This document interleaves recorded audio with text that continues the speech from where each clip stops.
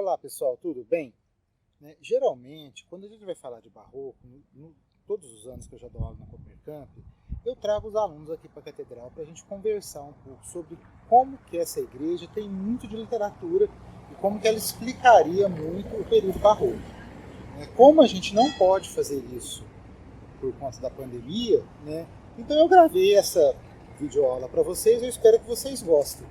A gente vai fazer um passeio pela igreja relacionando os conteúdos do período barroco com a nossa igreja catedral, tá certo? Vem comigo e vamos conhecer um pouco mais da igreja.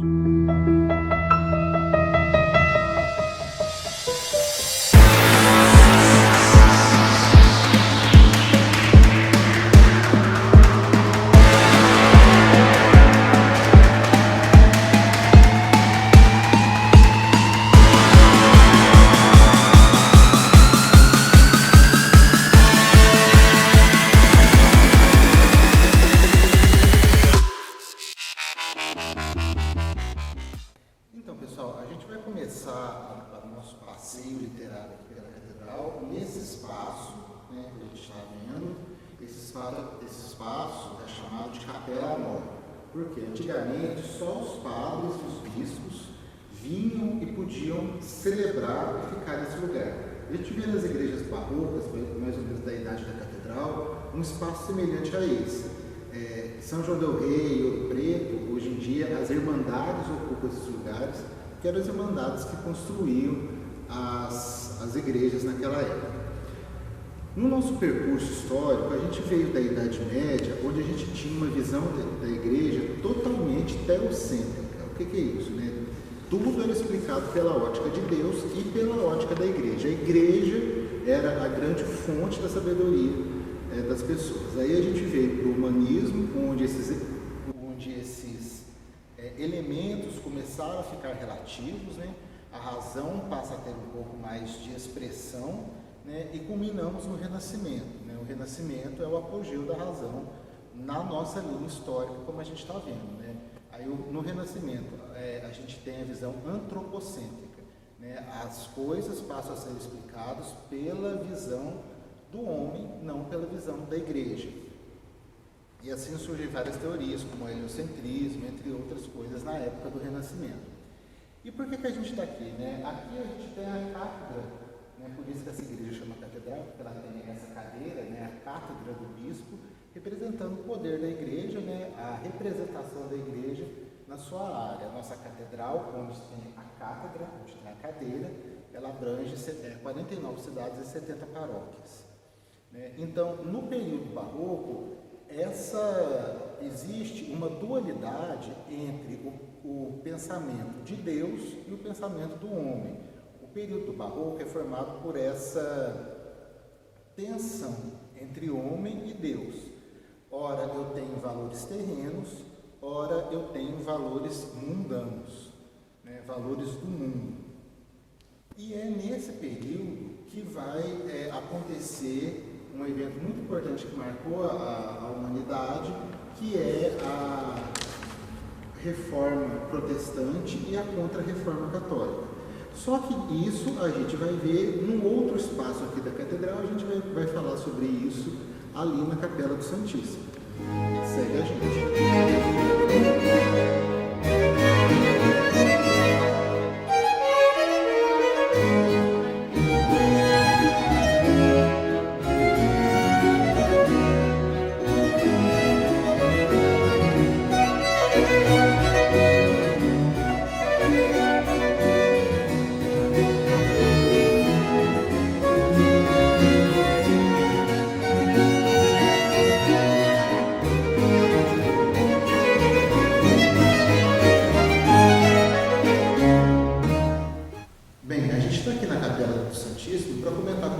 Sobre os principais eventos que aconteceu na Idade Moderna. Foi um marco e que, de certa maneira, revolucionou a forma de pensamento daquela época. A gente está falando da Reforma Protestante e da Contra-Reforma Católica.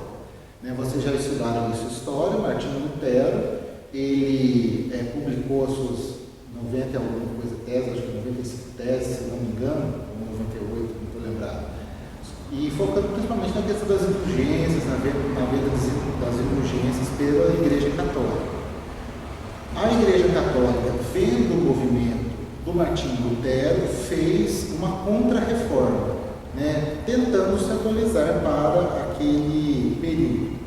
Fruto dessa contra-reforma, um dos frutos dessa contra-reforma, e por isso estamos aqui, foi a criação da Companhia de Jesus. A Companhia de Jesus é uma ordem religiosa, também chamada de jesuítas, né? Por isso a gente está aqui na Capela do Santíssimo, a gente tem um altar que a gente pode dizer jesuíta, né? Com 2 santos jesuítas. A gente tem São Francisco Xavier e a gente tem São Luís Gonzaga, que são 2 santos pertencentes a essa ordem religiosa.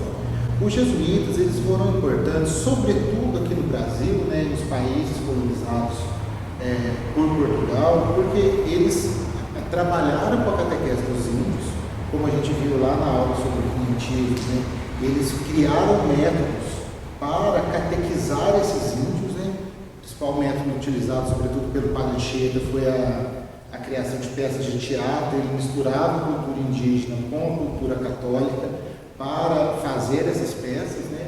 A gente leu um pedacinho do Alto nas aulas anteriores. E no Brasil foram os jesuítas que iniciaram o processo de educação formal, né? A gente tem as primeiras escolas no Brasil como sendo escolas jesuítas. O ensino dos jesuítas ele foi revolucionário porque ele ensinava os alunos alguns ofícios, além do pensamento filosófico. Então ele aliava a filosofia ao ensino prático. Então isso foi a inovação e a contribuição dos jesuítas para a ocasião. E claro, o nosso objetivo aqui não é falar dos santos, mas só para vocês saberem, o São Luís Gonzaga, né, que é esse santo mais jovenzinho que está aqui, né, tem uma igreja aí dedicada, parece um templo grego na Avenida Paulista, em São Paulo. Ele é o padroeiro da juventude, morreu muito jovem. E o São Francisco Xavier, ele é considerado um missionário do Oriente, porque ele ajudou na catequização da Índia e do Japão, nas colônias portuguesas que se tinham na Índia e se tinham no Japão. E aqui no Brasil, sobretudo o Padre José de Anchieta, lá em São Paulo, né, os jesuítas são muito conhecidos, inclusive o Colégio São Luís em São Paulo é um dos colégios mais tradicionais que a gente tem lá, são muito conhecidos em São Paulo, né? Muito do que São Paulo é hoje se deve à catequese dos jesuítas, né? O Planalto de Piratininga, como a gente viu lá na aula do quinhentismo, como foi o primeiro nome da cidade de São Paulo, tá certo?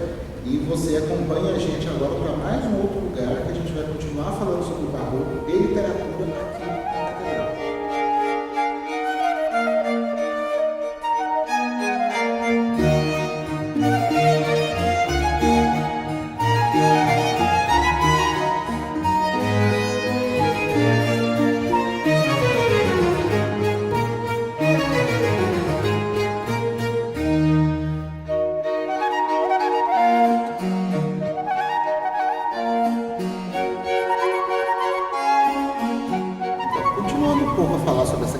Contra-reforma católica, né, a gente tem que dizer que, além da Companhia de Jesus, outros grandes marcos da Contra-reforma católica foi, em certa medida, a volta de um pensamento teocêntrico.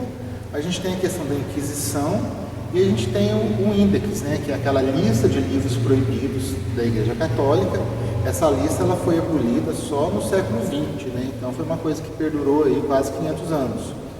E agora a gente está aqui nesse espaço, né? Aqui é o presbitério, onde ficam os padres, né? Onde se celebra a missa, para comentar um pouco para vocês sobre como é que isso tudo se reflete nas artes do período barroco, né? Aqui no Brasil existe uma diferença muito grande do que aconteceu no Nordeste e do que aconteceu no Sudeste, né? O período barroco em si, ele começa a ser desenvolvido no Nordeste. No Nordeste a gente tem uma produção eminentemente literária com Gregório de Matos, e isso a gente vai estudar no próximo momento, né? Quem é esse autor chamado de Boca do Inferno, né? E no Sudeste a gente vai ter mais um desenvolvimento relacionado às artes plásticas, né? Sobretudo nas cidades históricas, que aqui em Minas a gente já conhece, né? Ouro Preto, São João del Rei, aqui em Campanha.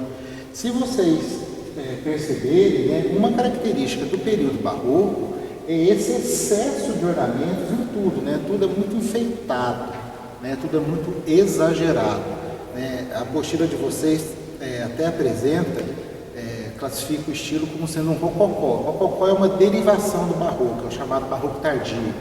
Então, o ornamento, né, as paredes, os altares, eles são todos enfeitados com conchas, flores, elementos da natureza, tudo é muito distorcido, retorcido, a busca, que reflete justamente a busca por um Deus, né? Essa dualidade que eu comentava com vocês lá atrás, né?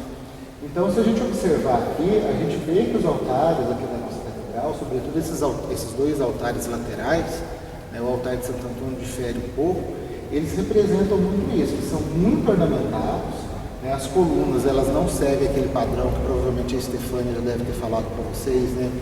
Colunas dóricas, jônicas e coríntias, né? Aquelas colunas gregas, né? Elas são colunas torcidas, né? A gente vê a ornamentação com flores esculpidas em madeira, a gente vê todo o rebuscamento do altar, né? E algumas igrejas, por exemplo, se você for no Mosteiro de São Bento, no Rio de Janeiro, você vai ver que as paredes todas da igreja, elas são recobertas por placas de madeira ornamentadas, né? Isso é uma característica do estilo, que é esse estilo barroco, tardio ou rococó, né? Que é esse excesso de rebuscamento nas formas. E isso tudo tem um outro altar aqui também, a gente vai mostrar a imagem para você. Foi o primeiro altar da catedral, né? Esse templo já é uma reconstrução. A primeira igreja aqui em Campanha, ela foi construída onde hoje tem aquela pracinha aqui, logo abaixo aquela que a gente chama de pracinha dos Três Poderes, onde tem a estátua do ministro Alfredo Valadão, né? Era uma igreja menor, foi demolida, isso no século XVIII, e logo depois reconstruiu essa daqui. Mas o primeiro altar, né, dessa igreja foi preservado e está aqui na catedral, né? E a gente vê, ele está aqui ao lado, né, o altar de São José, e a gente vê todo esse trabalho de rebuscamento nas formas nesse altar. Segue comigo que a gente vai para mais um lugar aqui para falar um pouquinho mais sobre o barroco e literatura aqui na catedral.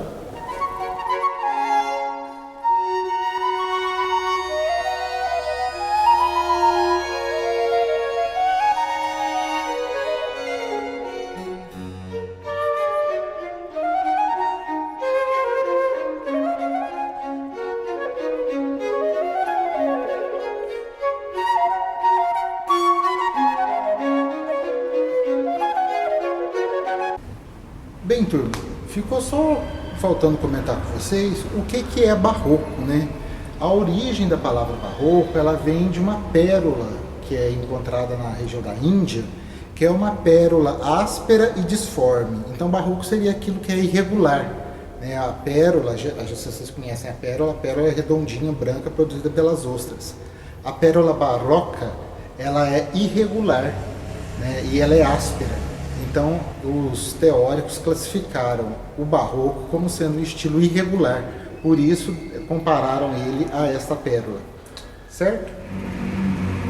Bem, pessoal, continuando o nosso tour aqui pela igreja, a gente está nesse ambiente que é o altar do Senhor dos Passos, né? Essa imagem que ela é tombada e ela é usada sobretudo nas procissões da Semana Santa, né? Duas grandes procissões, né, de segunda e terça-feira utilizam a imagem do Senhor dos Passos, né? E por que eu estou falando de Semana Santa? Porque a Semana Santa é um dos frutos desse período barroco, né?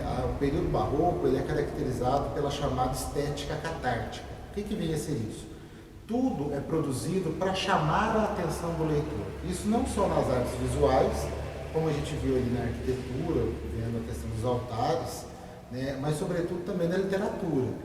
Na literatura, para chamar a atenção das pessoas, eles usavam basicamente de três figuras de linguagem que davam esse tom de exagero no texto, né?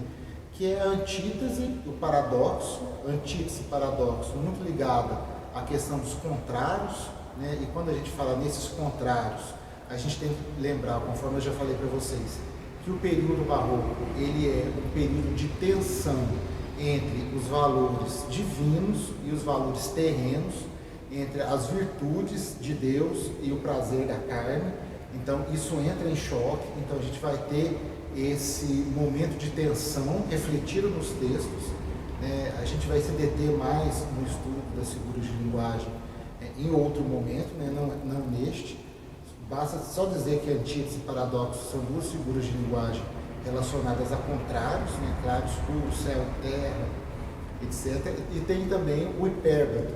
O hipérbato é uma figura de linguagem que promove a inversão sintática, né? A ordem inversa. Você já deve ter visto isso na aula de português. Mas a gente vai falar mais dessas figuras de linguagem em outro momento, não é o objetivo deste momento aqui.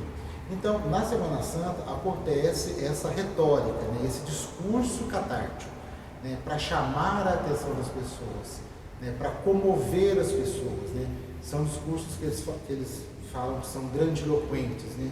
Para que você consiga captar a atenção do fiel para o padre.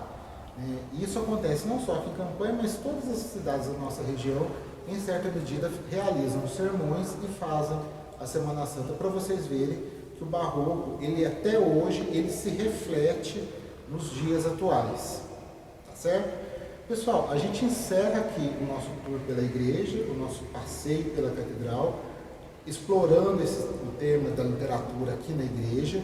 Eu espero que vocês tenham entendido e compreendido todos os conceitos que foram apresentados. Se tiver alguma dúvida, vocês podem perguntar pelo WhatsApp, nos canais oficiais da escola, no Google Classroom. Estejam à vontade para entrar em contato. Eu espero que esse vídeo tenha ajudado vocês, tá certo? Valeu, até mais, tchau!